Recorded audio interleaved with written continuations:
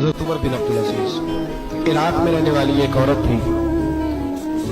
उस औरत का खामद फौत हो गया तो 5 बच्चियां यतीम थी। वो इराक से चली और जनाब उमर बिन अब्दुल अजीज के पास आई कि आप मेरी बच्चियों का वजीफा लगा दें।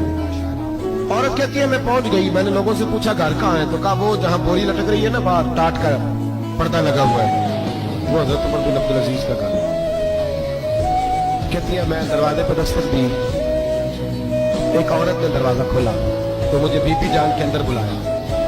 उनके घर के अंदर जब मैं दाखिल हुई तो बड़ा सारा सेन था, एक दानी कुआं लगा था, एक तरफ एक बड़ा दरख्त था और एक छोटा सा बनाई हुई थी जगह बर्तन धोने के लिए। और बीबी ना बर्तनों को मिट्टी लगा के साबुन लगा के बैठी हुई थी, काम कर रही थी वो औरत। मुझे उसने दरख्त के नीचे बिठाया, पानी पिलाया। कैसे आई हो? मैंने कहा अमीरुल मोमिनीन से मिलना। कहने लगी बैठो थोड़ी देर में आ जाओ। क्योंकि थोड़ी मैंने समझा घर की कोई मुलाजमा है, मैं बैठ गई। थोड़ी देर गुजरी, फिर दस्तक हुई। उस बीबी ने उठ के दरवाजा खोला तो जब वो शख्स अंदर आए तो कहने लगी बड़ी देर से बर्तनों को साबुन लगा के बैठी हूँ, कहाँ रह गए? कहती है वो साहब कहने लगे बस जरा मसरूफ हो गया। तो दौड़े गए, कुएं से पानी निकाला, बीबी को दिया, उसने बर्तन धोए। कहती है फिर थोड़ा सा सिरका और एक रात की रोटी वो लाई, उस शख्स ने खाई। मैंने कहा कि ये दोनों घर के मुलाजिम है, मियां बीवी काम करते हैं। जब वो खाना खा चुके तो वो औरत मेरे पास आई, कहने लगी उठ के मिल लो अमीरुल मोमिनीन से। मैंने कहा कौन अमीरुल मोमिनीन? तो कहने लगी कब से तो आए हैं, ये जिसने कुएं से पानी निकाला यही मुसलमानों का अमीर है, और ये जिसने दरख्त के नीचे बैठ के सिरके से रोटी खाई है यही है, ये फरिश्तों की दास्तान नहीं। वो बीबी गई तो कहने लगी कि ये अमीरुल मोमिनीन है। कहा उठ के हाजिर हुई, कहा हुजूर मैं इराक से आई हूँ, मेरा खामद फौत हो गया, मेरी 5 बेटियां हैं, वजीफा लगा दे। वो बीबी कहती है मेरा दिल था कि ये 3 बच्चियों का 100 दिनार साल का लगा देंगे तो बड़ी बात है।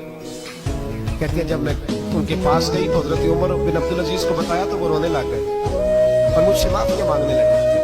मैंने कहा हुजूर आप क्यों माफी मांगते हैं? तो कहने लगे इसलिए माफी मांग रहा हूँ कि तू मेरी रियाया में थी और तेरी 5 बच्चियां यतीम थी, तुझे खुद चल के आना पड़ा है। मेरा काम था तेरी खबर लेता, माफ कर दे अल्लाह की रजा के लिए। उन्होंने वजीफा लिखना शुरू किया तो मेरी एक बच्ची का 1000 दिनार साल का लिखा।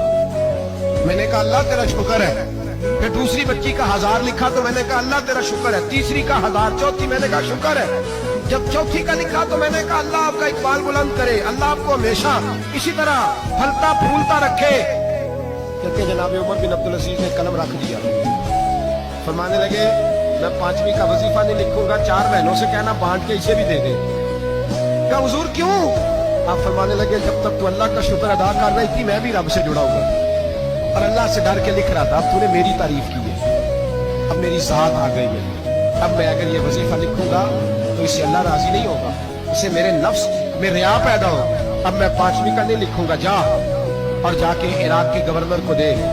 बीबी कहती है मैं घोड़े पे बैठी और मैं चंद दिनों के बाद इराक पहुंची।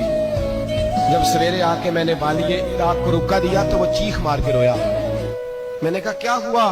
तो कहने लगा बीबी आज रात को हजरत उमर बिन अब्दुल अजीज का इंतकाल हो गया, फौत तो इंतकाल कर। कहती मैं भी तड़प के रोई। मैंने कहा मेरी ये 3 बच्चियों का क्या बनेगा? तो वो गवर्नर कहने लगा तेरे वजीफे जारी रहेंगे, तुझे मिलते रहेंगे। तो कहने लगी कैसे? कहने लगा मैं अगर तो गवर्नर रहा तो तेरा वजीफा जारी रहेगा, और अगर गवर्नरी से उतर भी गया तो मैं जाती तौर पे मालदार हूँ, फिर भी तेरी बच्चियों के माना पैसे पहुंचते रहेंगे। मैंने कहा तू क्यों देगा? कहती वो रो पड़ा। कहने लगा अगर अमीर हजरत उमर बिन अब्दुल अजीज जैसे हो तो फिर अल्लाह गवर्नरों के दिलों में भी रहम डाल दिया कर।